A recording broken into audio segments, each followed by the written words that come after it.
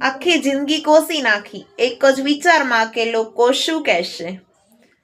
પોતાના મનગમતા કપડાં પહેરીને ચાલવાનું તે મૂકી દીધું એક જ વિચારમાં કે લોકો શું કહેશે.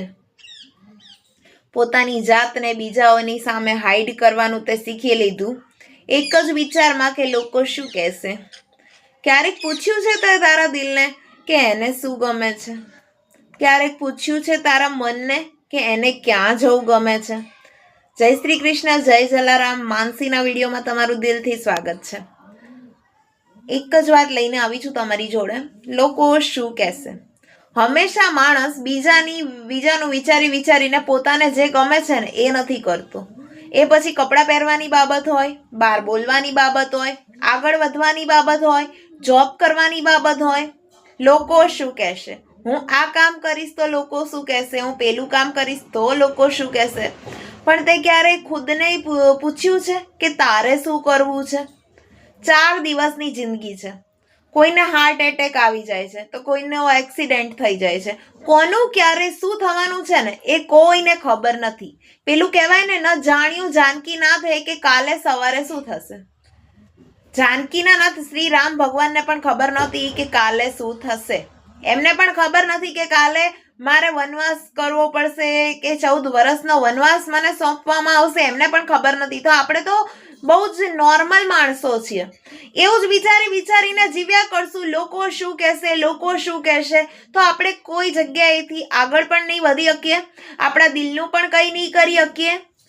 તો જે લોકો તમને એવા મહેણા મારે છે ને કે આમ ના કરાય, પેલું ના કરાય, તમે શોખથી કરો. તમારા દિલને જે ગમે છે ને એ પ્રેમથી, તો લોકો તમારા સારા સમયમાં જ આવશે, તમારા ખરાબ સમયમાં નહીં આવે. ત્યારે તમને અફસોસ થશે કે મેં આ લોકોની વિચાર કરીને મેં મારો જાતને જે મને ગમતું હતું એ ના કર્યું. આ નહીં, બીજી ફિલ્ડમાં મારે જવું પડશે કેમ કે આમાં તો લો સેલેરી મને મળશે. લોકો શું કહેશે. મારે આવા જ કપડાં પહેરીને રસ્તા ઉપર ચાલવું પડશે કેમ કે લોકો શું કહેશે. તો આપણી ખુશીઓનું શું? આપણને જે વસ્તુ ગમે છે એનું શું? આપણી માટે આપણે ક્યારેય કંઈક કર્યું છે? બીજાઓની વાતો સાંભળીને પોતાના મગજને કોસનારો તું, પોતાના મગજને કોસનારી તું, પોતાના દિલને દુખાવનારી તું. તારા માટે કોઈએ કંઈ કર્યું છે?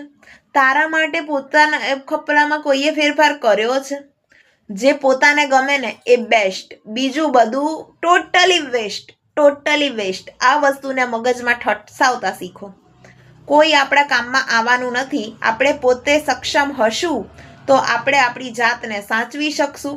અને પછી જ્યારે 60-70 વર્ષ વીતી જશે ને ત્યારે મનમાં છે ને આમ કોસવાનું થશે, યાર મેં આવું કરી લીધું હોત ને સારું હતું, મેં અહીંયા ફરી લીધું હોત ને તો સારું હતું, મેં આવા કપડાં પહેરી લીધા હોત ને તો સારું હતું. કેમ કે ત્યારે નહીં આ શરીર કામ કરતું હશે કે ના પગ કામ કરતા હશે, નહીં આપણે કંઈ કરી શકીએ. ત્યારે એ જ લોકોને ખુશી મળશે કે ના, અમારા કારણે આ માણસે જીવનમાં કંઈ કર્યું નહીં. તો એ વિચારવાનું ટોટલી છોડી દઈએ કે લોકો શું કહેશે. આપણને જે ગમે એ પહેરવાનું, આપણને જેમ ગમે ને એમ આગળ વધવાનું, આપણને જે ફિલ્ડ ગમે છે એમાં આગળ વધવાનું.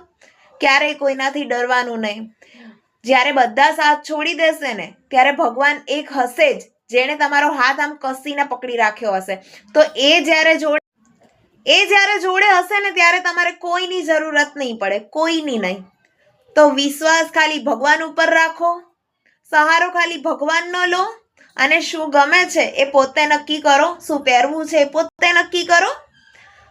કોઈ એક સંભળાવે ને તો 4 સંભળાવતા શીખો અને ખુશ રહો, મોજ કરો. વિડીયો ગમે હોય તો લાઈક જરૂરથી કરજો. સબસ્ક્રાઈબ કરી ના હોય ચેનલ તો ભૂલતા નહીં, કરી દેજો. Thank you so much. જય શ્રી કૃષ્ણ.